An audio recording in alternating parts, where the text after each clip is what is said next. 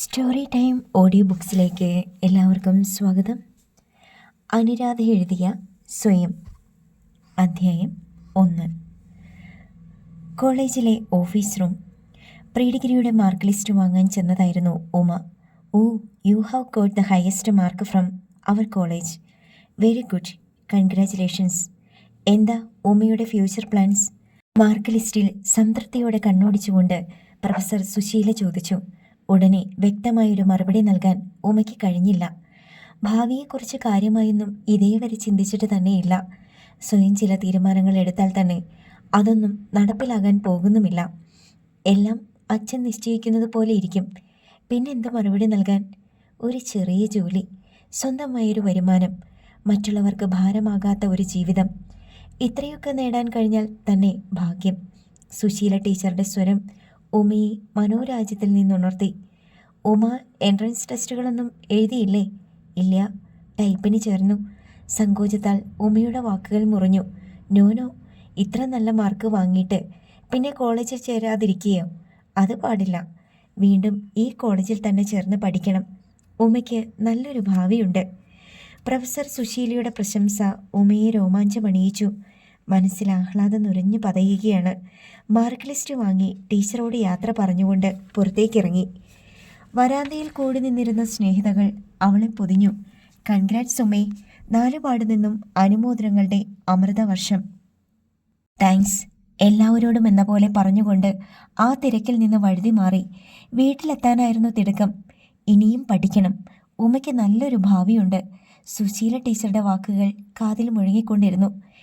എങ്ങനെയെങ്കിലും അച്ഛനോട് കേണപേക്ഷിച്ച് തുടർന്ന് പഠിക്കാനുള്ള അനുവാദം വാങ്ങണം.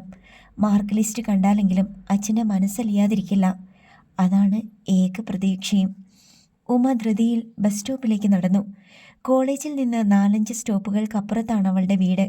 ഇറങ്ങിയാൽ കുറേ ദൂരം വളഞ്ഞു തിരിഞ്ഞു പോകുന്ന വെട്ടുവഴിയാണ്. ഇരുവശങ്ങളിലും പാടങ്ങൾ. ഉമ വരുന്നത് കണ്ടപ്പോൾ വയലിൽ പണിയെടുക്കുന്ന പെണ്ണുങ്ങളിൽ ഒരുത്തി ചോദിച്ചു, കോളേജ് തുറന്നോ കുട്ടി? ഇല്ല. ഒറ്റ വാക്കിൽ ഉത്തരം പറഞ്ഞുകൊണ്ട് ഉമ വേഗം നടന്നു. എത്രയും പെട്ടെന്ന് വീട്ടിലെത്തണം. അച്ഛനമ്മമാരെ മാർക്ക് ലിസ്റ്റ് കാണിക്കണം. വീട്ടിലേക്കുള്ള തിരിവിലെത്തിയപ്പോൾ ദൂരെ നിന്ന് ഷർട്ടിടാത്ത ഒരാൾ നടന്നു വരുന്നത് കണ്ടു. കാവിലെ ശാന്തിക്കാരൻ ദാമോദരൻ തിരുമേനി. കയ്യിൽ ഒരു കെട്ട് കറുകപ്പുല്ല്. ഗണപതി ഹോമത്തിനുള്ളതാവണം. എന്താ കുട്ടി, പരീക്ഷയുടെ റിസൾട്ട് അറിഞ്ഞോ? പൂണൂലിൽ വീണ വായിക്കുന്നത് പോലെ വിരലോടിച്ചുകൊണ്ടാണ് ചോദ്യം.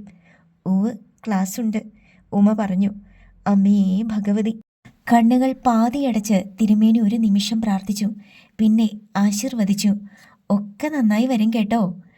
തിരുമേനി കടന്നു പോയപ്പോൾ വീണ്ടും നടത്തത്തിന് വേഗത കൂടി. ഇടവഴിയിലെ മഞ്ചാടി മരത്തിന്റെ ചുവട്ടിലെത്തിയപ്പോൾ പതിവ് പോലെ പഞ്ചാര മണലിൽ രക്തപുഷ്പങ്ങൾ പോലെ ചിതറിക്കിടക്കുന്ന മഞ്ചാടി കുരുക്കൾ പെറുക്കിയെടുത്ത് കൈവെള്ളയിൽ ഒതുക്കാൻ കൊതി തോന്നിയെങ്കിലും അടുത്ത നിമിഷം അത് വേണ്ടെന്ന് വെച്ചു. അച്ഛൻ്റെ പ്രതികരണം എന്തെന്നറിയാനുള്ള ഉദ്യോഗം അത്ര തീവ്രമായിരുന്നു. വീടെത്താൻ ഇനി ഏതാനും ചുവടുകൾ മാത്രം. SLC പാസ്സായി പ്രീ ഡിഗ്രിക്ക് ചേരണമെന്ന് ആഗ്രഹം പ്രകടിപ്പിച്ചപ്പോൾ അച്ഛന് ആദ്യം എതിർപ്പായിരുന്നു. ഒരു വീട്ടമ്മയ്ക്ക് വേണ്ട വിദ്യാഭ്യാസമൊക്കെയായി എന്ന അഭിപ്രായമായിരുന്നു അച്ഛന്. മുത്തശ്ശിയാണ് അച്ഛനെ നിർബന്ധിച്ച് ഒരുവിധം സമ്മതം മൂളിച്ചത്. അങ്ങനെ 2 കൊല്ലം വിദ്യാഭ്യാസം തുടരാൻ കഴിഞ്ഞു. ഇപ്രാവശ്യം തനിക്ക് വേണ്ടി വാദിക്കാൻ മുത്തശ്ശിയില്ല. 1 വർഷത്തിലേറെയായി മുത്തശ്ശി മരിച്ചിട്ട്. ഗേറ്റിനടുത്ത് എത്തിയപ്പോൾ ഉമ ബാഗിൽ നിന്ന് മാർക്ക് ലിസ്റ്റ് പുറത്തെടുത്ത് ഒരിക്കൽ കൂടി മാർക്കുകളിലൂടെ കണ്ണോടിച്ചു. മനസ്സിലപ്പോൾ അഭിമാനം തുളുമ്പി. എല്ലാ വിഷയങ്ങൾക്കും ഉയർന്ന മാർക്കുകളാണ് ലഭിച്ചിരിക്കുന്നത്. ഏത് കോളേജിൽ വേണമെങ്കിലും അഡ്മിഷൻ കിട്ടും, സ്കോളർഷിപ്പും ലഭിച്ചേക്കാം. SLC ബുക്കിലെ മാർക്ക് ലിസ്റ്റ് കാണിച്ചു കൊടുത്തപ്പോൾ അച്ഛൻ്റെ മുഖത്തെ നിസ്സംഗതാഭാവം ഇപ്പോഴും ഓർമ്മയിലുണ്ട്. ഇപ്രാവശ്യം ഡിസ്റ്റിങ്ഷൻ്റെ മാർക്കുകളാണ് കിട്ടിയിരിക്കുന്നത്. അത് കാണുമ്പോഴെങ്കിലും അച്ഛൻ്റെ മുഖമൊന്ന് തെളിഞ്ഞെങ്കിൽ, ഒരു നല്ല വാക്കെങ്കിലും പറഞ്ഞെങ്കിൽ. ഡിഗ്രി കോഴ്സിന് ചേരാൻ അച്ഛൻ അനുമതി തരണേ എന്ന പ്രാർത്ഥനയോടെയാണ് ഉമ്മറപ്പടികൾ കയറിയത്. ഉമയുടെ അച്ഛൻ ശേഖരക്കുറുപ്പ് ചാരുകസേരയിൽ കിടക്കുന്നുണ്ടായിരുന്നു. പത്മാവതി അമ്മ ഭർത്താവിൻ്റെ കാൽ കീഴിൽ തറയിൽ ചുമരും ചാരിയിരിക്കുന്നു. മുഖത്ത് കണ്ണീരുറങ്ങിയ പാടുകൾ. വീടാകെ നിശബ്ദതയുടെ മരവിപ്പ്. മുറ്റത്തെ വയോവൃദ്ധനായ ആഞ്ഞിലി മരത്തിൻ്റെ ചില്ലകളിൽ തലകീഴായി തൂങ്ങിക്കിടന്ന വവ്വാലുകളുടെ ചിലമ്പൽ മാത്രം നിശബ്ദതയിൽ പോറലേൽപ്പിക്കുന്നു. ഉമയുടെ ഉത്സാഹമെല്ലാം പെട്ടെന്ന് ആവിയായി. ഈ ശോകാന്തരീക്ഷത്തിൻ്റെ കാരണം എന്താണെന്ന് ആലോചിക്കുമ്പോൾ അകത്ത് നിന്നൊരു കുഞ്ഞിൻ്റെ കരച്ചിൽ കേട്ടു. ചേച്ചിയുടെ കുഞ്ഞ്. വിവേകിൻ്റെ സ്വരം. ചേച്ചി ഭർത്താവിൻ്റെ വീട്ടിൽ നിന്നും തിരിച്ചെത്തിയിരിക്കുന്നു. അച്ഛനമ്മമാർ വിഷാദമുഖമായിരിക്കുന്നതിൻ്റെ കാരണം എന്തെന്ന് ആരോടും ചോദിക്കാതെ തന്നെ മനസ്സിലായി. ഇപ്രാവശ്യം ചേച്ചിയുടെ ഭർത്താവ് ആവശ്യപ്പെട്ടിരിക്കുന്ന തുക എന്തെന്ന് മാത്രം അറിഞ്ഞാൽ മതി. ഓരോ കാരണം പറഞ്ഞ് ലത ചേച്ചിയെയും കുഞ്ഞിനെയും ഇവിടെ കൊണ്ടുവന്നാക്കിയിട്ട് പോവുക ഒരു പതിവാക്കിയിരിക്കുകയാണ് ചേച്ചിയുടെ ഭർത്താവ് ശിവപ്രസാദ്. സ്ത്രീധന തുകയിൽ നല്ലൊരു ഭാഗം ഇനിയും കൊടുക്കാനുള്ളതുകൊണ്ട് അതും പറഞ്ഞ് അയാൾ എപ്പോഴും ചേച്ചിയുമായി വഴക്കാണ്. ഇപ്പോഴാകട്ടെ ബാക്കി തുകയോടൊപ്പം 3 വർഷത്തെ പലിശയും ചേർത്ത് കടബാധ്യത വർദ്ധിപ്പിച്ചിരിക്കുകയാണ് ശിവേട്ടൻ. കയ്യിലെടുത്ത് പിടിച്ചിരുന്ന മാർക്ക് ലിസ്റ്റ് ഉമ നിരാശയോടെ വീണ്ടും ബാഗിൽ നിക്ഷേപിച്ചു. ബാഗ് തളത്തിലെ മേശപ്പുറത്തേക്കിട്ട് അവൾ ലതയെ തിരക്കി അകത്തേക്ക് ചെന്നു. 2 വയസ്സോളം പ്രായമുള്ള സ്വന്തം കുഞ്ഞിനെ മടിയിൽ കിടത്തി ഉറക്കാൻ ശ്രമിക്കുകയായിരുന്നു ലത. ഉടഞ്ഞുടഞ്ഞ വേഷം, എണ്ണമയമില്ലാതെ പാറിപ്പറന്ന തലമുടി, കണ്ണുവല്ലാതെ ചുവന്ന് കലങ്ങിയിരിക്കുന്നു. ഉമയെ കണ്ടപ്പോൾ ലതയുടെ വിഷാദം വീണ്ടും വിങ്ങിപ്പൊട്ടി. തേങ്ങലിൻ്റെ സ്വരം കുഞ്ഞിനെ മയക്കത്തിൽ നിന്നുണർത്തി. കുഞ്ഞ് വിതുമ്പി കരയാൻ തുടങ്ങി. കുഞ്ഞിനെ കയ്യിൽ വാങ്ങി ഉമ വരാന്തയിലേക്ക് പിൻവാങ്ങി. എന്തെങ്കിലും ചോദിക്കാൻ തുടങ്ങിയാൽ പിന്നെ ചേച്ചിയുടെ ദുഃഖം ഇരട്ടിക്കുകയുള്ളൂ. തൽക്കാലം അത് ഒഴിവാക്കുകയാണ് നല്ലതെന്ന് തോന്നി. കല്യാണം കഴിഞ്ഞതു മുതൽ ചേച്ചിയുടെ മുഖം ഒരിക്കലും പ്രസന്നമായി കണ്ടിട്ടില്ല. ആദ്യത്തെ തവണ ഭർത്താവിൻ്റെ വീട്ടിൽ നിന്നും ചേച്ചി വിരുന്നു വന്നപ്പോഴാണ് താലിയുടെ രൂപത്തിൽ ചേച്ചിയുടെ കഴുത്തിൽ വീണത് കൊലക്കയറാണെന്നറിയുന്നത്. അന്നേ മുത്തശ്ശിയും താനും വിലക്കിയതാണ് ഇനി മടങ്ങി പോകേണ്ട എന്ന്. എന്തെങ്കിലും ചെറിയൊരു ജോലി കിട്ടിയാൽ ഒരു നേരത്തെ ആഹാരത്തിന് മുട്ടുവരില്ല. അച്ഛനും ചേച്ചിയോട് അങ്ങനെ തന്നെ പറയുമെന്നാണ് പ്രതീക്ഷിച്ചത്. പക്ഷേ അച്ഛൻ്റെ അഭിപ്രായം മറിച്ചായിരുന്നു. ചേച്ചി എത്രയും വേഗം ഭർത്താവിൻ്റെ വീട്ടിലേക്ക് മടക്കി അയക്കാനായിരുന്നു അച്ഛന് തിടുക്കം. മൂത്ത മകൾ വിവാഹബന്ധം ഉപേക്ഷിച്ച കഥ നാട്ടുകാർ അറിഞ്ഞാൽ കുടുംബത്തിൻ്റെ സൽപ്പേര് നഷ്ടപ്പെടുമത്രേ. മാത്രമല്ല ഇളയ മകളെ വിവാഹം ചെയ്യാൻ ആരും തയ്യാറായില്ലെങ്കിലോ എന്ന ആശങ്കയും. അതോർത്ത് ചേച്ചിയെ തിരിച്ചയക്കേണ്ട, എനിക്ക് കല്യാണം വേണ്ട, ഞാൻ പഠിച്ചു വല്ല ജോലിക്കും പോയിക്കോളാം എന്ന് പറഞ്ഞപ്പോൾ അച്ഛൻ കോപത്തോടെ അട്ടഹസിച്ചു. ഉവ്, പഠിച്ച് പുരപ്പുറത്ത് കയറും, ഞാനൊന്നും പറയുന്നില്ല. കൃഷ്ണേട്ടനും ഒരക്ഷരം മിണ്ടിയില്ല. കല്യാണം കഴിപ്പിച്ചയച്ച സഹോദരിയുടെ ഭാരം വീണ്ടും തൻ്റെ ചുമലിൽ വന്ന് വീഴുമോ എന്ന ഭയമായിരിക്കാം ഏട്ടൻ്റെ മൗനത്തിന് പിന്നിൽ. നളിനി ഏട്ടത്തിക്ക് വല്ലപ്പോഴും നല്ലൊരു സാരി വാങ്ങിക്കൊടുക്കാൻ പോലും തുച്ഛ ശമ്പളക്കാരനായ കൃഷ്ണേട്ടന് കഴിയാറില്ലല്ലോ. ലത ചേച്ചിയുടെ കാര്യത്തിൽ അങ്ങനെയൊരു നിലപാടെടുത്തതിന് ഏട്ടനെ പഴി പറയുന്നതെങ്ങനെ? അമ്മയെങ്കിലും ചേച്ചിയെ ഭർതൃഗ്രഹത്തിലേക്ക് മടക്കി അയക്കരുതെന്ന് നിർബന്ധിക്കുമെന്ന് ആശിച്ചു. പക്ഷേ അതും ഉണ്ടായില്ല. ഒരാൺതുണയില്ലാതെ അവൾ ഒറ്റയ്ക്ക് എങ്ങനെ ജീവിക്കും എന്നായിരുന്നു അമ്മയുടെ ആശങ്ക. ചേച്ചിക്ക് സ്വഭാവദൂഷ്യമുണ്ടെന്ന് ആരെങ്കിലും പറഞ്ഞുണ്ടാക്കിയാലോ എന്ന ഭയവുമുണ്ട്. ചേച്ചി മാത്രം നാവിറങ്ങിപ്പോയതുപോലെ ഒരു മൂലയിലിരുന്ന് മതിയാവോളം കരഞ്ഞു. 2-3 ദിവസം കഴിഞ്ഞ് ഭർതൃഗ്രഹത്തിലേക്ക് യാത്രയാകാൻ അച്ഛൻ നിർദ്ദേശിച്ചപ്പോൾ ഒരു മിണ്ടാപ്രാണിയെപ്പോലെ അച്ഛൻ്റെ പിറകെ പടിയിറങ്ങി പോവുകയും ചെയ്തു. പെട്ടെന്നൊരു ദിവസം കരഞ്ഞു വീർത്ത മുഖവുമായി ചേച്ചി എത്തുന്നു. 2-3 ദിവസം കഴിഞ്ഞ് കണ്ണീരൊലിപ്പിച്ചുകൊണ്ട് തന്നെ മടങ്ങുന്നു. ആ രംഗങ്ങൾ എത്രയോ തവണ ആവർത്തിക്കപ്പെട്ടു കഴിഞ്ഞു. ഇപ്പോൾ കയ്യിലൊരു കുഞ്ഞുമുണ്ടെന്ന വ്യത്യാസം മാത്രം. ചേച്ചിയുടെ കല്യാണം നിശ്ചയിച്ചപ്പോൾ കൊടുക്കാമെന്നേറ്റിരുന്ന സ്ത്രീധന തുക മുഴുവൻ കൊടുക്കാൻ അച്ഛന് കഴിഞ്ഞില്ലായിരുന്നു. ഇനി കൊടുക്കാൻ കഴിയുമെന്നും തോന്നുന്നില്ല. ചേച്ചിയുടെ ഈ ധർമ്മസങ്കടം അനന്തമായി തുടരാനാണ് സാധ്യത. ആകെയുള്ള സമ്പാദ്യം താമസിക്കുന്ന വീടും പുരയിടവുമാണ്. അച്ഛൻ്റെ പെൻഷനും കൃഷ്ണേട്ടൻ്റെ ശമ്പളവും കൂടി കഷ്ടിച്ച് ചിലവുകൾ നടന്നു പോകുമെന്ന് മാത്രം. അവിചാരിതമായി വന്നു ചേരുന്ന അത്യാവശ്യ ചെലവുകൾക്ക് പറമ്പിലെ സമൃദ്ധമായി കായ്ക്കുന്ന 3-4 തെങ്ങുകളാണ് ആശ്രയം. ഇതൊക്കെ അറിയാമായിരുന്നിട്ടും ശിവേട്ടനും വീട്ടുകാർക്കും യാതൊരു അലവുമില്ല. അച്ഛൻ അവരെ ചതിക്കുകയായിരുന്നുവെന്നാണ് അവരുടെ പരാതി. ഉടനെ കുറേ രൂപ വാങ്ങിക്കൊണ്ടുവരാൻ പറഞ്ഞ ചേച്ചിയെ അവർ ഇങ്ങോട്ടയക്കും. അച്ഛൻ എവിടെ നിന്നെങ്കിലും കടം മേടിച്ച് 200-300 രൂപ ചേച്ചിയെ ഏൽപ്പിക്കും. പിന്നെ കഴിയുന്നതും വേഗം ചേച്ചിയെ ശിവേട്ടൻ്റെ വീട്ടിൽ കൊണ്ടുപോയി വിടും. ഓരോ തവണ നിറമിഴികളുമായി ചേച്ചി ഇറങ്ങിപ്പോകുന്നത് കാണുമ്പോഴൊക്കെ മനസ്സിൽ ഓർക്കാറുണ്ട്, പഠിച്ച് ഒരു ജോലി സമ്പാദിക്കണം, പിന്നെ ചേച്ചിയെ ഇങ്ങനെ ഇറക്കി വിടില്ല. ചേച്ചിയെയും കുഞ്ഞിനെയും ആ കിരാതന്മാരുടെ വീട്ടിൽ നിന്നും വിളിച്ചുകൊണ്ടുവന്ന് തൻ്റെ കൂടെ താമസിപ്പിക്കും. പക്ഷേ താൻ വിളിച്ചാൽ ചേച്ചി ഇറങ്ങി വരുമോ? വരുമെന്ന് തീർച്ച പറയാനുമാകില്ല. ചേച്ചി സ്വതവേ തൊട്ടാവാടിയാണ്. അമ്മയുടെ സാരോപദേശങ്ങൾ ചേച്ചിയെ കുറച്ചൊന്നുമല്ല സ്വാധീനിച്ചിട്ടുള്ളത്. ഉമേ, കാപ്പി കുടിക്കാൻ വാ, ലതയും വിളിക്ക്. അടുക്കളയിൽ നിന്ന് അമ്മ വിളിക്കുന്നത് കേട്ടു. കുഞ്ഞ് തോളിൽ കിടന്ന് നല്ല ഉറക്കമായി കഴിഞ്ഞു. കുഞ്ഞിനെ തൊട്ടിലിൽ കിടത്തിയിട്ട് ലതയുടെ അടുത്തേക്ക് ചെന്നു. ചേച്ചി, അമ്മ കാപ്പി കുടിക്കാൻ വിളിക്കുന്നു. എനിക്കൊന്നും വേണ്ട. ഗദ്ഗതത്താൽ ലതയുടെ സ്വരം ഇടറി. അതെന്താ വേണ്ടാത്തേ? വാ ചേച്ചി. ഉമ ലതയുടെ കയ്യിൽ പിടിച്ച് അവളെ എഴുന്നേൽക്കുവാൻ നിർബന്ധിച്ചു. ലതയുടെ കയ്യിലും മുഖത്തുമുള്ള കരിവാളിച്ച പാടുകൾ ശ്രദ്ധയിൽപ്പെട്ടതപ്പോഴാണ് ഉമ വെറുപ്പോടെ പല്ലിറുമി. ദുഷ്ടൻ! രണ്ടുപേരെയും കാണാതായപ്പോൾ പത്മാവതി അമ്മ അവരെ തേടിയെത്തി. അവർ ഇടറുന്ന സ്വരത്തിൽ ലതയെ സമാധാനിപ്പിക്കാൻ ശ്രമിച്ചു. വാ മോളെ, ദുഃഖിച്ചിരുന്നത് കൊണ്ടെന്താ പ്രയോജനം? ഭർത്താക്കന്മാരാകുമ്പോൾ ഒന്ന് രണ്ട് തല്ലിയെന്നും ശകാരിച്ചെന്നും ഒക്കെ ഇരിക്കും. അതൊക്കെ നമ്മൾ സഹിച്ചല്ലേ പറ്റൂ. വലിയൊരു തത്വം പറയുന്ന മട്ടിൽ അമ്മ ചേച്ചിയെ ആശ്വസിപ്പിക്കുന്നത് കണ്ടപ്പോൾ ഉമയ്ക്ക് പുച്ഛമാണ് തോന്നിയത്. ഭർത്താവ് ദേഹോപദ്രവം ഏൽപ്പിച്ചാൽ ഭാര്യ ക്ഷമാപൂർവ്വം സഹിച്ചു കൊള്ളണമത്രേ. ഇതെവിടത്തെ ന്യായം?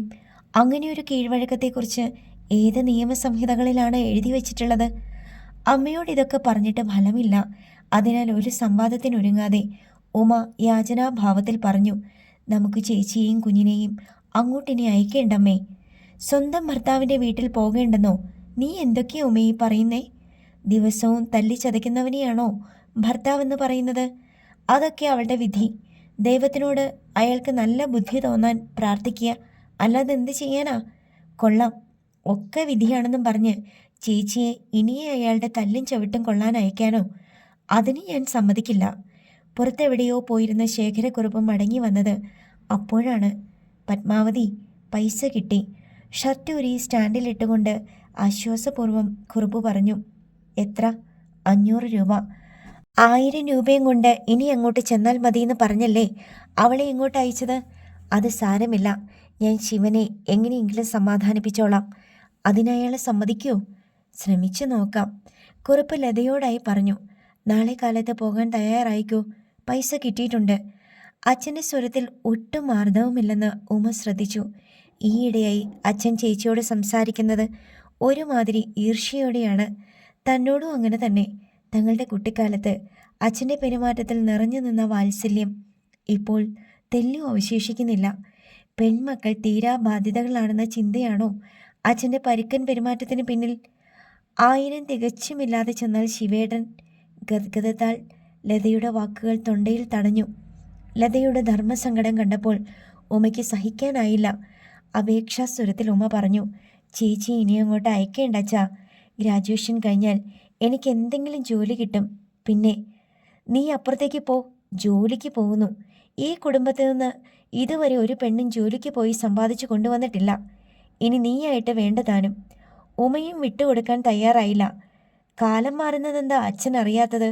എത്രയോ സ്ത്രീകൾ പഠിച്ച് ജയിച്ച് വലിയ ഉദ്യോഗസ്ഥകളാകുന്നു. എൻ്റെ കോളേജിൽ തന്നെ എത്ര ലേഡി ടീച്ചർമാരുണ്ടെന്നറിയൂ. എനിക്ക് പഠിക്കണം, ജോലിക്ക് പോകണം. ഉമേ, നിർത്ത്. പത്മാവതി അമ്മ അവളെ ഉപദേശിച്ചു. അമ്മയുടെ താക്കീത് ഉമയെ കൂടുതൽ കോപാകുലയാക്കി. എനിക്ക് പറയാനുള്ളത് ഞാൻ തുറന്നു പറയും. ഒരു മിണ്ടാപ്രാണിയെപ്പോലെ കഴിയാൻ ഞാൻ ആഗ്രഹിക്കുന്നില്ല. കണ്ടോ 2 കൊല്ലം കോളേജിൽ പോയതിൻ്റെ അഹങ്കാരം കണ്ടോ? അസത്ത്. പഠിച്ചിട്ടൊന്നും ഒരു ഫലവും ഇല്ല. പെൺബുദ്ധി പിൻബുദ്ധി എന്ന് പറയണത് ദേ ഇത് തന്നെയാ. കുറുപ്പ് കോപം കൊണ്ട് അടിമുടി വിറക്കിയായിരുന്നു. ഒട്ടും കൂസലില്ലാത്ത സ്വരത്തിൽ ഉമ അഭിമാനത്തോടെ ചോദിച്ചു. കൊള്ളാം, അച്ഛനറിയോ, എൻ്റെ ക്ലാസ്സിൽ വെച്ച് ഏറ്റവും മാർക്ക് കിട്ടിയത് എനിക്കാണ്. ക്ലാസ്സിലെ ആൺകുട്ടികളെക്കാൾ മാർക്കുണ്ട് എനിക്ക്. അപ്പോൾ പിന്നെ പെൺബുദ്ധിക്ക് എന്താ കുഴപ്പം? തറുതല പറയണോ നിന്നെ ഞാൻ? കുറുപ്പിൻ്റെ കൈ ഉമയുടെ ചെകിട്ടത്ത് ആഞ്ഞു പതിച്ചത് പെട്ടെന്നായിരുന്നു. ഒരു നിമിഷത്തേക്ക് അവളൊന്ന് പതറി. എങ്കിലും ഉടനടി സമനില വീണ്ടെടുത്തു. അടികൊണ്ട കവിളിൽ വിരൽപ്പാടുകൾ തെളിയുന്നതും വെറും കാണികളെപ്പോലെ നോക്കി നിൽക്കാനേ പത്മാവതി അമ്മയ്ക്ക് ലതയ്ക്കും കഴിഞ്ഞുള്ളൂ. ഒട്ടും തളരാതെ ഉറച്ച സ്വരത്തിൽ അച്ഛൻ്റെ കണ്ണുകളിലേക്ക് തന്നെ നോക്കിക്കൊണ്ട് ഉമ പറഞ്ഞു, അച്ഛൻ എന്നെ ഇനിയും വേണമെങ്കിൽ അടിച്ചോളൂ. പക്ഷേ എനിക്ക് പറയാനുള്ളത് ഞാൻ പറയുക തന്നെ ചെയ്യും. അല്പം കൂടി വിദ്യാഭ്യാസം ഉണ്ടായിരുന്നെങ്കിൽ, എന്തെങ്കിലും ഒരു ജോലി ഉണ്ടായിരുന്നെങ്കിൽ ചേച്ചിക്ക് ഈ ദുരിതങ്ങളൊക്കെ സഹിക്കേണ്ടി വരുമായിരുന്നോ? ആ വാക്കുകളിലെ യാഥാർത്ഥ്യം ഒരു കൊളുത്തുപോലെ മനസ്സിലുടക്കിയപ്പോൾ നാവു തളർന്ന പോലെ കുറുപ്പും ഒരു നിമിഷം സ്തംഭിച്ചു നിന്നു. പിന്നെ ദുർബലമായ സ്വരത്തിൽ എന്തോ ശാസിക്കാനൊരുങ്ങി. അപ്പോഴേക്കും ഉമ ആ മുറിയിൽ നിന്നും പോയി കഴിഞ്ഞിരുന്നു. ലതേ, നീ വെളുപ്പിനെ പോകാനൊരുങ്ങിക്കോ. ആദ്യത്തെ ബസ്സിന് തന്നെ പുറപ്പെടണം, കുറുപ്പ് പറഞ്ഞു. ലത കണ്ണീരൊപ്പിക്കൊണ്ട് അനുസരണാഭാവത്തിൽ തലയാട്ടി. തളത്തിലെ മേശപ്പുറത്ത് നിന്നും കോളേജിൽ കൊണ്ടുപോകാറുള്ള ബാഗുമെടുത്ത് ഉമ കിടപ്പുമുറിയിലേക്ക് പോയി. മാർക്ക് ലിസ്റ്റിലൂടെ വീണ്ടും കണ്ണു വായിക്കുമ്പോൾ മനസ്സിലെ ക്ഷോഭം മെല്ലെ ആറിത്തുണുത്തു. ഭിത്തിയിലെ ചുവരിൽ തൂങ്ങുന്ന മുത്തശ്ശിയുടെ ഫോട്ടോയിൽ മിഴികൾ ഒരു നിമിഷം തങ്ങി നിന്നു. മാർക്ക് ലിസ്റ്റ് മാറിൽ ചേർത്ത് പിടിച്ചുകൊണ്ട് ആ പടത്തിനടുത്തേക്ക് ചെന്നു. അനുഗ്രഹാശിസുകൾക്കായി യാചിക്കുന്നത് പോലെ അതിൽ ശിരസ് ചേർത്ത് നിന്നു. മുത്തശ്ശി ഉണ്ടായിരുന്നെങ്കിൽ തൻ്റെ നോട്ടത്തിൽ മുത്തശ്ശി എത്രമാത്രം അഭിമാനിക്കുമായിരുന്നു. തന്നെ ശരിക്കും മനസ്സിലാക്കാൻ ഈ വീട്ടിൽ മുത്തശ്ശിക്ക് മാത്രമേ കഴിഞ്ഞിട്ടുള്ളൂവെന്ന് പലപ്പോഴും തോന്നാറുണ്ട്. ശിവേട്ടനുമായുള്ള വിവാഹബന്ധത്തിൽ നിന്ന് ചേച്ചിയെ എത്രയും വേഗം മോചിപ്പിക്കണമെന്ന അഭിപ്രായമായിരുന്നു മുത്തശ്ശിക്കും. സമാധാനപൂർണമായൊരു വിവാഹ ജീവിതം ചേച്ചിക്കുണ്ടാകാൻ പോകുന്നില്ലെന്ന് തുടക്കത്തിലെ മുത്തശ്ശി മനസ്സിലാക്കിയിരുന്നു. കാലം മുത്തശ്ശിയുടെ സംശയം യാഥാർത്ഥ്യമാണെന്ന് തെളിയിക്കുകയും ചെയ്തു. ചേച്ചിയുടെ ഭാവിയെക്കുറിച്ച് അച്ഛനും ചേട്ടനും മൗനം അവലംബിക്കുന്നത് കണ്ടപ്പോൾ താൻ മാത്രം ധാർമ്മിക രോക്ഷത്തോടെ പ്രതികരിച്ചപ്പോൾ മൂക്കിന്മേൽ വിരലും വെച്ചു മുത്തശ്ശി പറഞ്ഞതിപ്പോഴും ഓർക്കുന്നു. ഈ കൊച്ചു പെണ്ണിൻ്റെ ഉശിര് പോലും നിങ്ങൾ ആണുങ്ങൾക്കില്ലാതെ പോയല്ലോ, കഷ്ടം. അന്ന് രാത്രി ഉറങ്ങാൻ അടുത്ത് ചേർന്ന് കിടക്കുമ്പോഴും മുത്തശ്ശി അഭിനന്ദിച്ചു ഒരിക്കൽ കൂടി. നിനക്കെങ്കിലും ഈ വീട്ടിൽ അല്പം വിവരമുണ്ടല്ലോ. എനിക്ക് സന്തോഷമായി മോളെ. നീ ബുദ്ധിയുള്ളവളാ, ധൈര്യമുണ്ട് നിനക്ക്. അങ്ങനെ വേണം. നിനക്ക് ഉമാന്നല്ല പേരിടേണ്ടിയിരുന്നത്, സതീന. അതെന്താ മുത്തശ്ശി? എൻ്റെ പേര് മുത്തശ്ശിക്ക് ഇഷ്ടമല്ലേ? മുത്തശ്ശിയുടെ ചുമലിൽ മുഖമൊളിപ്പിച്ചുകൊണ്ട് ചോദിച്ചു. അതുകൊണ്ടല്ല, ദക്ഷയാഗത്തിലെ സതീദേവിയുടെ സ്വഭാവം നിനക്കും അതാ. അധർമ്മങ്ങൾക്ക് നേരെ വാളോങ്ങുന്ന സ്വഭാവമായിരുന്നല്ലോ സതീദേവിയുടെ. മുത്തശ്ശി ദക്ഷയാഗത്തിൻ്റെ കഥ ഒന്ന് പറഞ്ഞു തരുമോ? ദക്ഷൻ്റെ മകളായി ജനിച്ച യുവതിയായപ്പോൾ അച്ഛൻ എതിർത്തിട്ടും ശിവനെ വരിച്ച സതിയുടെ കഥ മുത്തശ്ശി സരസമായി വിവരിച്ചു. ദക്ഷൻ്റെ യാഗസദസ്സിൽ വെച്ച് അപമാനിതയായി സതി ശക്തി സ്വരൂപിണിയായി ആകാശമുട്ടെ വളർന്നതും യാഗാഗ്നിയിൽ ജീവത്യാഗം ചെയ്തതുമൊക്കെ വികാരവായ്പോടെ വിവരിച്ചുകൊണ്ട് മുത്തശ്ശി കഥയെ അവസാനിപ്പിച്ചു. ശിവൻ്റെ ഒരു കടാക്ഷത്തിന് വേണ്ടി വർഷങ്ങളോളം ഹിമവാന്റെ മുകളിൽ കഠിന തപസ്സനുഷ്ഠിച്ചവളാണ് ഉമ. ശാന്ത സ്വഭാവമുള്ളവൾ. എന്നാൽ സതി ശക്തിയുടെ പര്യായമാണ്. അധർമ്മത്തിനും അനീതിക്കുമെതിരെ പൊരുതാൻ ജന്മമെടുത്തവൾ. ഇപ്പോൾ നിനക്ക് മനസ്സിലായോ ഞാൻ പറഞ്ഞതിൻ്റെ അർത്ഥമെന്താന്ന്? മുത്തശ്ശി ചോദിച്ചു. ഉവ്വ മുത്തശ്ശി. മുത്തശ്ശിയെ 2 കൈകൊണ്ട് ചുറ്റി വരിഞ്ഞുകൊണ്ട് പറഞ്ഞു. കോപം അഭിനയിച്ചുകൊണ്ട് മുത്തശ്ശി ശാസിച്ചു. മതി മതി, നിന്റെ ഒരു പുന്നാരം വികൃതി പെണ്ണ്.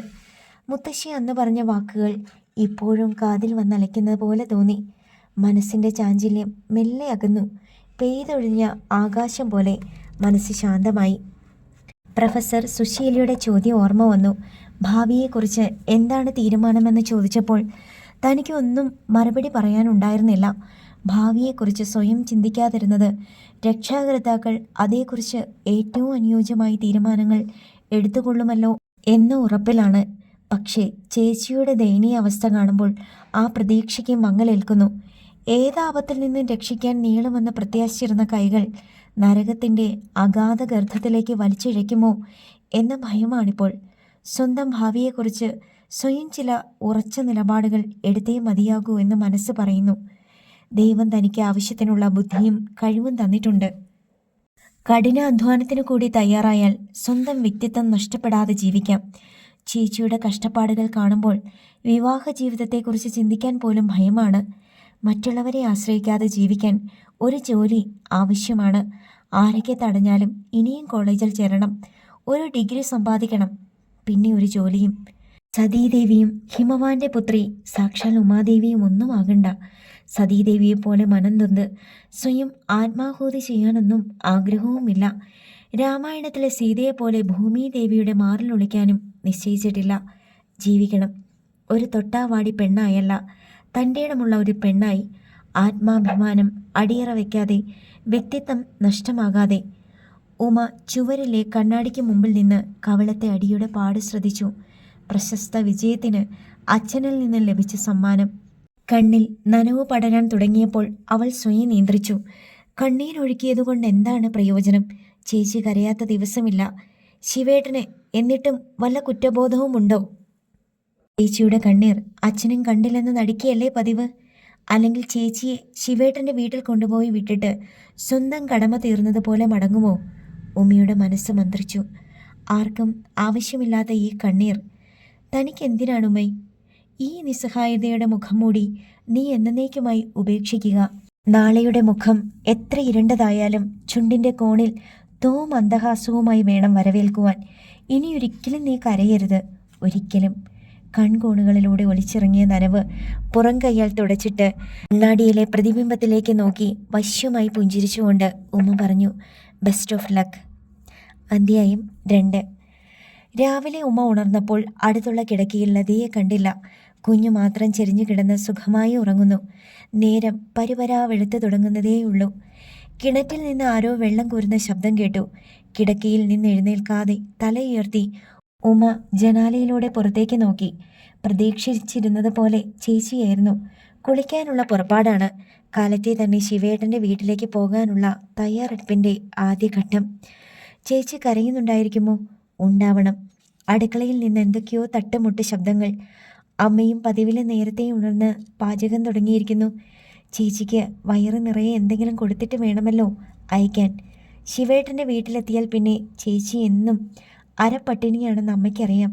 കുഞ്ഞിനെ ചേർത്തണച്ചുകൊണ്ട് ഉറക്കത്തിൻ്റെ ആലസ്യത്തോടെ കുറേ നേരം കൂടി കിടന്നു. കുളി കഴിഞ്ഞിറങ്ങിയ ലത തല തുവർത്തുന്നതിനിടയിൽ പലതവണ കണ്ണു തുടയ്ക്കുന്നത് ഉമ ശ്രദ്ധിച്ചു.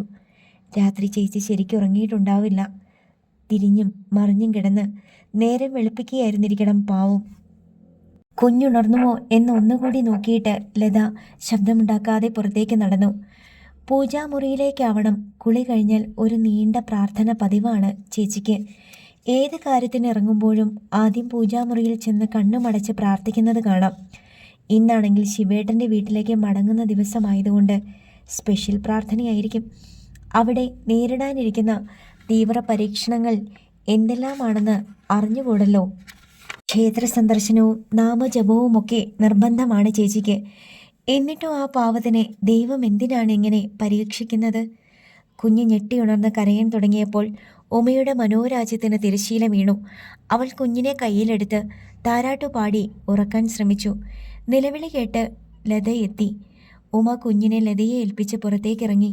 പല്ലുതേപ്പും കുളിയും കഴിഞ്ഞ് അടുക്കളയിലെത്തുമ്പോൾ അമ്മയും നളിനിയേട്ടത്തിയുമുണ്ട് അവിടെ. രണ്ടുപേരും കൺകോണുകൊണ്ട് തൻ്റെ മുഖത്തേക്ക് ഉറ്റുനോക്കുന്നത് ശ്രദ്ധിച്ചു. അച്ഛൻ ഇന്നലെ കവിളത്തടിച്ചതിൻ്റെ പാട് പൂർണ്ണമായി മാഞ്ഞിട്ടില്ല. അമ്മയുടെ കണ്ണുകളിൽ നനവൂറുന്നുണ്ട്. ഉണ്ട്, അല്ലെങ്കിൽ ഇന്ന് അമ്മയ്ക്ക് കണ്ണീരിൻ്റെ ദിവസമാണല്ലോ. ചേച്ചി ശിവേട്ടൻ്റെ വീട്ടിലേക്ക് മടങ്ങുന്ന ദിവസം. ഉമ പതിവ് പോലെ പാചകത്തിൽ സഹായിക്കുവാൻ തുടങ്ങി. കുറച്ചു കഴിഞ്ഞപ്പോൾ യാത്രയ്ക്ക് തയ്യാറായി ലതയും കുഞ്ഞുമെത്തി. ഏത് നിമിഷവും അവൾ പൊട്ടിക്കരഞ്ഞു പോയേക്കാമെന്ന് തോന്നി. നേർക്കുനേരെ നോക്കിയാൽ താനും കരഞ്ഞു പോയേക്കുമെന്ന ഭയത്താൽ പത്മാവതിയമ്മ പുറംതിരിഞ്ഞു നിന്നുകൊണ്ട് ലതയോടായി പറഞ്ഞു, ഇരുന്നു, കഞ്ഞി വിളമ്പാം. ലത കുഞ്ഞിനെ ഉമയെ ഏൽപ്പിച്ചിട്ട് പലകയിട്ട് ഭക്ഷണം കഴിക്കാനിരുന്നു. കഞ്ഞിയും പയറും കടുമാങ്ങയും ഒക്കെ വിളമ്പി വെച്ചെങ്കിലും ഒന്നിനും രുചി തോന്നിയില്ല. 500 രൂപയെ അച്ഛൻ തന്നയച്ചിട്ടുള്ളൂ എന്നറിയുമ്പോൾ ഭർത്താവിൻ്റെ പ്രതികരണം എന്തായിരിക്കുമെന്ന ആശങ്കയായിരുന്നു മനസ്സിൽ. ഉമ നിസ്സഹായതയോടെ എല്ലാം നോക്കി നിന്നു. ചേച്ചിയുടെ പ്രശ്നം കൂടുതൽ സങ്കീർണമാകുന്ന ലക്ഷണമുണ്ട്. ഈയിടെയായി മുള്ളിൻ കെട്ട് ചുമലിലെത്തിയതുപോലെയുള്ള വേദനയാണ് ചേച്ചിയുടെ മുഖത്തെ സ്ഥായീ ഭാവം. കല്യാണത്തിന് മുമ്പ് ചിരിച്ചു കളിച്ച് നടന്നിരുന്ന വായാടി പെണ്ണായിരുന്നു ചേച്ചി എന്നിപ്പോൾ വിശ്വസിക്കാൻ പ്രയാസം. ശാന്ത സ്വഭാവിയായ ഒരു സാധു പെണ്ണിനെ ദേഹോപദ്രവം ഏൽപ്പിക്കാൻ എങ്ങനെ തോന്നുന്നു ശിവേട്ടന്? അല്പം കഴിഞ്ഞപ്പോൾ യാത്രയ്ക്കൊരുങ്ങി കുറുപ്പുമെത്തി. ഭക്ഷണം വിളമ്പി മുന്നിലെടുത്തു വെച്ചപ്പോൾ അച്ഛൻ അസ്വസ്ഥനാകുന്നത് ഉമ ശ്രദ്ധിച്ചു. ഇന്നലത്തെ സംഭവം ഓർത്തിട്ടുള്ള കുറ്റബോധമാണോ? തൻ്റെ മാർക്ക് ലിസ്റ്റിനെ പറ്റി അച്ഛൻ എന്തെങ്കിലും ചോദിക്കുമെന്ന പ്രതീക്ഷ അപ്പോഴും മനസ്സിൽ നാമ്പെടുക്കാതിരുന്നില്ല. പക്ഷെ അച്ഛൻ അക്കാര്യം ഓർമ്മിക്കുന്നതായി പോലും തോന്നിയില്ല. എന്തൊക്കെയോ കഴിച്ചെന്ന് വരുത്തി ചേച്ചി എഴുന്നേറ്റ് കഴിഞ്ഞു. ഭക്ഷണം കഴിഞ്ഞ് കൈ കഴുകിയ ഉടനെ ആരോടൊന്നില്ലാതെ എന്നാൽ എല്ലാവരോടുമായി കുറിപ്പ് പറഞ്ഞു. ആദ്യത്തെ ബസ്സിന് തന്നെ പോകുക നല്ലത്. വൈകിയാൽ വലിയ തിരക്കായിരിക്കും ബസ്സിൽ. കുഞ്ഞിനെയും കൊണ്ടല്ലേ യാത്ര? അമ്മയുടെ മനോസംഘർഷത്തെക്കുറിച്ച് അറിയാതെ നിഷ്കളങ്കതയോടെ കൊച്ചിരി പല്ലുകൾ കാട്ടിച്ചിരിക്കുന്ന കുഞ്ഞിനെ ഒക്കിലേറ്റി ചേച്ചി നടന്നകലുന്നത് കണ്ടപ്പോൾ കണ്ണുകൾ ഈറനണയാതിരിക്കാൻ ശ്രമപ്പെടേണ്ടി വന്നു ഉമയ്ക്ക്. പത്മാവതി അമ്മ അടുക്കളയിലേക്ക് മടങ്ങിപ്പോയപ്പോൾ ഉമ ഉമ്മറത്ത് തനിച്ചായി. വൃക്ഷപ്പടപ്പിൽ തൂങ്ങുന്ന വവ്വാലുകളുടെ എണ്ണം ഈയിടെ കൂടിയിട്ടുണ്ട്. വൃക്ഷക്കൊമ്പിൽ തലകീഴായി തൂങ്ങിക്കിടക്കുന്ന അവയെ കാണുമ്പോൾ പഴഞ്ചൻ ദുരാചാരങ്ങളിൽ കടിച്ചു തൂങ്ങുന്ന മനുഷ്യ മനസ്സുകളെയാണ് ഓർമ്മ വരിക. ഖനം തൂങ്ങുന്ന മനസ്സുമായി അങ്ങനെ നിൽക്കുമ്പോൾ സ്വന്തം ലക്ഷ്യത്തെക്കുറിച്ച് ഉമ കൂടുതൽ ബോധവതിയായി. ചേച്ചിയുടെ അനുഭവം തൻ്റെ ഭാവിയിലും ആവർത്തിക്കാതിരിക്കാൻ തലേ ദിവസം ആലോചിച്ചുറപ്പിച്ച ചില തീരുമാനങ്ങളിൽ ഉറച്ചു നിന്നേ മതിയാകൂ. ഉടൻ തന്നെ കോളേജിൽ പോയി ഡിഗ്രി കോഴ്സിന് ചേരാനുള്ള ആപ്ലിക്കേഷൻ ഫോറം വാങ്ങണം. പെട്ടിയിൽ അലക്കി വെച്ചിരുന്ന പാവാടയും ബ്ലൗസും ധരിച്ചു. ഡിഗ്രി ക്ലാസ്സിൽ സാരി മാത്രമേ ധരിക്കാവൂ എന്നാണ് കോളേജിലെ നിർദ്ദേശം. കോളേജിൽ ചേരുവാൻ ഒരു തുക അടയ്ക്കണം. ബസ് പാസിനും ഫീസിനുമൊക്കെ പണച്ചിലവുണ്ട്. 3 സാരിയെങ്കിലും വേണം. ഏറ്റവും വില കുറഞ്ഞത് മതി. ഈ ആവശ്യങ്ങൾ ഒന്നിച്ച് അച്ഛൻ്റെ മുമ്പിൽ വെച്ചാൽ എല്ലാ പദ്ധതിയും കൂടി ഒരുമിച്ച് പൊളിയാനാണ് സാധ്യത. സാമ്പത്തിക പ്രശ്നങ്ങൾ ഉന്നയിച്ച് അച്ഛൻ കോളേജിൽ ചേരാൻ അനുവദിച്ചില്ലെന്നും വരാം. കുറച്ച് കുട്ടികൾക്ക് ട്യൂഷൻ എടുക്കാൻ കഴിഞ്ഞാൽ ആ പണം കോളേജ് ചെലവുകൾക്ക് ഉപകരിക്കുമായിരുന്നു. പക്ഷേ പട്ടണത്തിൽ ആരെയും പരിചയമില്ലല്ലോ. പ്രൊഫസർ സുശീലയെ കാണണം. തൻ്റെ പ്രശ്നങ്ങൾ പറയണം. ഒരുപക്ഷെ പ്രൊഫസർക്ക് തന്നെ സഹായിക്കാൻ കഴിഞ്ഞേക്കും. കോളേജിലേക്ക് പോകാൻ ഇറങ്ങും മുമ്പ് ഉമ പത്മാവതി അമ്മയുടെ അരികിലേക്ക് ചെന്ന് പറഞ്ഞു, ഞാനൊന്ന് കോളേജിൽ പോയിട്ട് വരാം അമ്മേ. ആപ്ലിക്കേഷൻ ഫോറം വാങ്ങണം. കോളേജിൽ ചേരാൻ പോകുന്ന കാര്യം അച്ഛനോട് പറഞ്ഞോ നീയ്? ഇല്ല. അച്ഛൻ സമ്മതിച്ചില്ലെങ്കിലോ?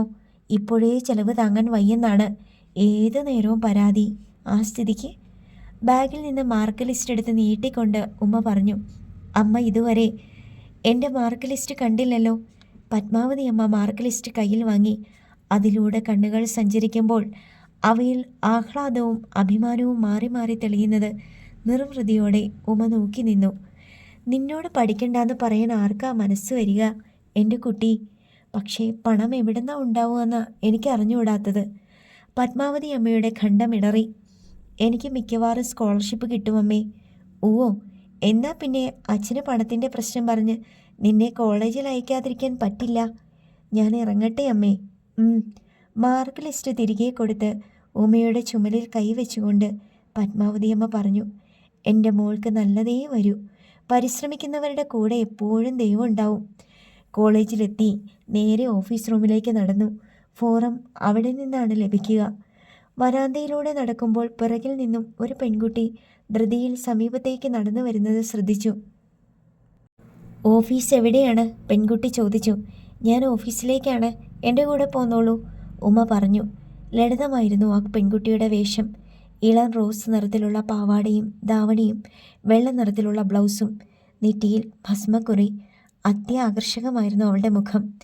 കുങ്കുമ നിറമാർന്ന ചുണ്ടുകളും വരിയൊത്ത പല്ലുകളും കണ്ണുകൾക്ക് കരിങ്കൂവളപ്പൂവിൻ്റെ വശ്യ സൗന്ദര്യവും. അവരൊരുമിച്ച് ഓഫീസ് റൂമിലേക്ക് നടന്നു. ഒരു സംഘം വിദ്യാർത്ഥികൾ അവർക്കെതിരെ നടന്നു വരുന്നുണ്ടായിരുന്നു. അവരിൽ ഒരാൾ പെൺകുട്ടിയെ വല്ലാതെ തുറച്ചു നോക്കുന്നതും അവളുടെ മുഖം വല്ലാതെ വിളർന്നതും ഉമ ശ്രദ്ധിച്ചു. പിന്നെ ആ ചെറുപ്പക്കാരൻ കൂട്ടുകാരോട് എന്തോ സ്വകാര്യം പറഞ്ഞു.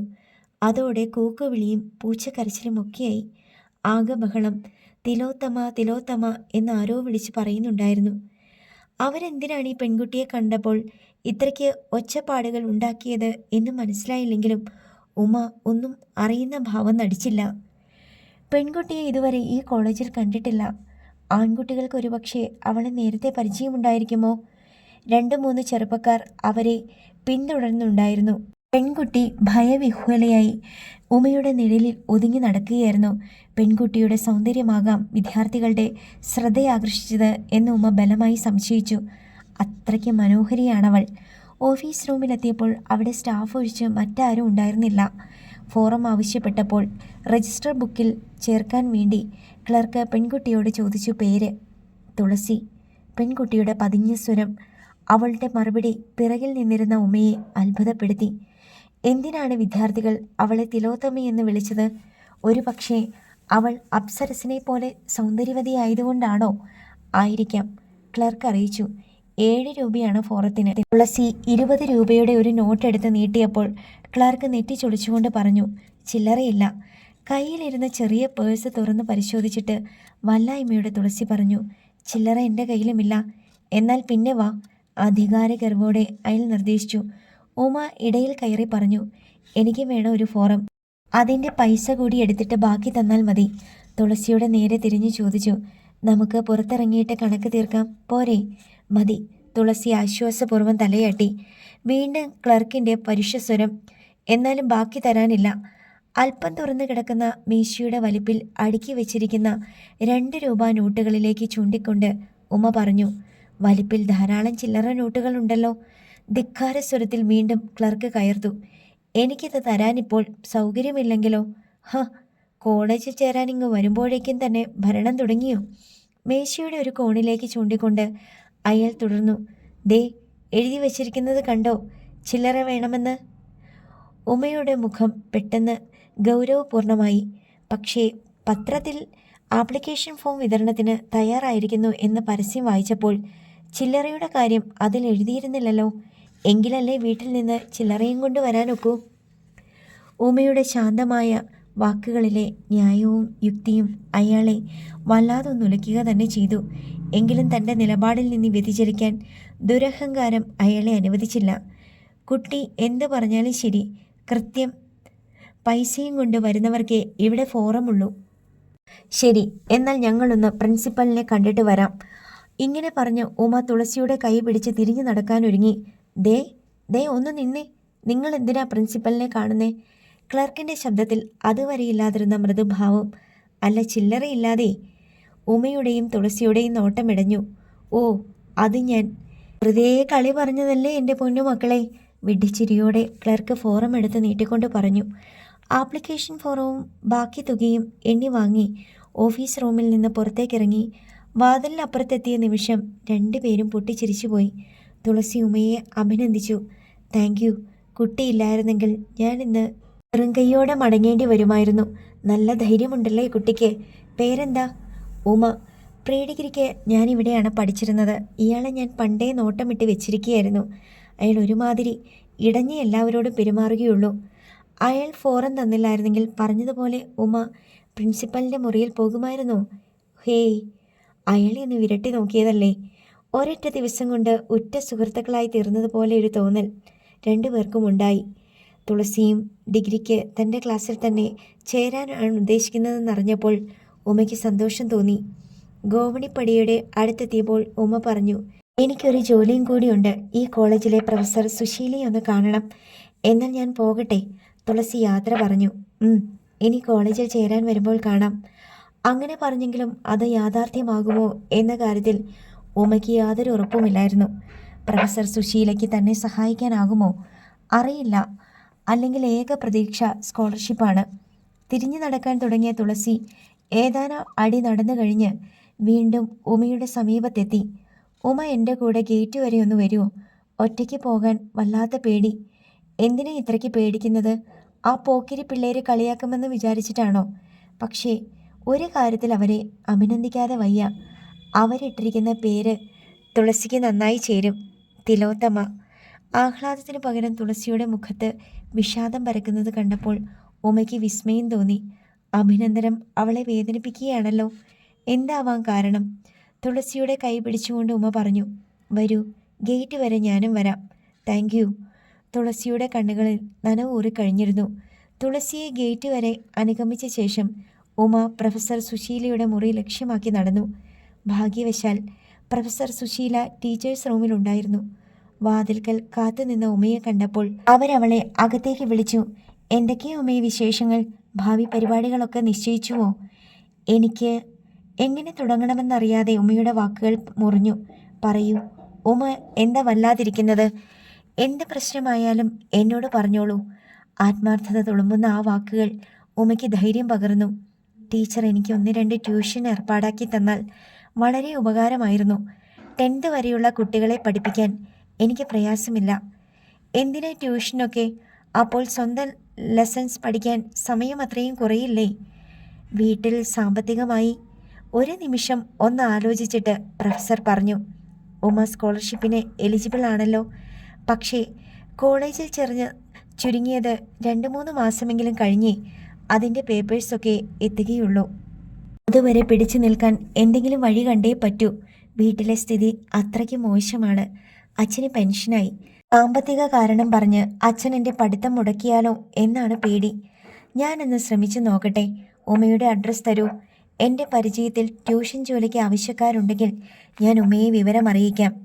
താങ്ക് യു മാഡത്തിനെ ബുദ്ധിമുട്ടിച്ചതിന്. ഉമയുടെ സ്വരം കൃതജ്ഞതാനിർഭരമായി. ഇതൊക്കെ ഒരു ബുദ്ധിമുട്ടാണോ? അത് ഉമയെപ്പോലെ ഒരു ബ്രില്യൻറ്റ് സ്റ്റുഡൻറ്റിന് വേണ്ടി? ഒരിക്കൽ കൂടി നന്ദി പറഞ്ഞുകൊണ്ട് ഉമ മടങ്ങി. വീട്ടിലെത്തിയപ്പോൾ കുറുപ്പ് യാത്രാക്ഷീണവുമായി ഉമ്മറത്തെ ചാരുകസേരയിൽ ഇരിക്കുന്നുണ്ടായിരുന്നു. അടുത്തൊരു സ്റ്റൂളിൽ പത്മാവതി അമ്മയും. നീ എവിടുന്നാ? കുറുപ്പ് ചോദിച്ചു. കോളേജിൽ പോയിരുന്നു. ഒറ്റ വാക്കിൽ ഉത്തരം പറഞ്ഞ് ഉമ ധൃതിയിൽ അകത്തേക്ക് നടന്നു. അച്ഛനോടിപ്പോൾ കൂടുതലൊന്നും സംസാരിക്കാതിരിക്കുന്നതാണ് ബുദ്ധി. ട്യൂഷൻ എടുക്കാൻ ശ്രമിക്കുന്ന കാര്യം അമ്മയോട് പോലും പറയാൻ പോയില്ല. അതിനവസരം കിട്ടുമോ എന്നറിയട്ടെ. അതിനുശേഷം അച്ഛൻ്റെ സമ്മതം വാങ്ങുകയാവും നല്ലതെന്ന് തോന്നി. ദിവസങ്ങൾ കടന്നുപോയി. ആപ്ലിക്കേഷൻ പൂരിപ്പിച്ചു കൊടുക്കേണ്ട അവസാന തീയതി അടുത്തു വന്നു. ടീച്ചറെ കണ്ട് ട്യൂഷൻ ഏർപ്പെടുത്തുന്ന കാര്യം ചോദിക്കാമെന്ന് തീരുമാനിച്ചിരുന്നു. നിർഭാഗ്യവശാൽ അവർ ടീച്ചേഴ്സ് റൂമിലുണ്ടായിരുന്നില്ല. അന്വേഷിച്ചപ്പോൾ അവരൊന്ന് കോളേജിൽ വന്നിട്ടില്ല എന്നാണ് അറിയാൻ കഴിഞ്ഞത്. വീണ്ടും കാത്തിരിപ്പിൻ്റെ ദിവസങ്ങൾ. കോളേജിൽ ചേരാനുള്ള ദിവസം അടുത്തു വരികയാണ്. ആദ്യമായി അടയ്ക്കേണ്ട അഡ്മിഷൻ ഫീ പോലും തയ്യാറാക്കി വെച്ചിട്ടില്ല. അച്ഛൻ്റെ മുന്നിൽ പ്രശ്നം അവതരിപ്പിക്കാൻ ഒട്ടും ധൈര്യം തോന്നിയില്ല. പ്രൊഫസർ സുശീലയിൽ നിന്ന് എന്തെങ്കിലും ശുഭവാർത്ത തന്നെ തേടിയെത്തുമെന്ന ഏക പ്രതീക്ഷയിൽ ഉമ ദിവസങ്ങൾ എണ്ണിക്കൊണ്ട് കാത്തിരുന്നു. അടുത്ത ഭാഗം നാളെ.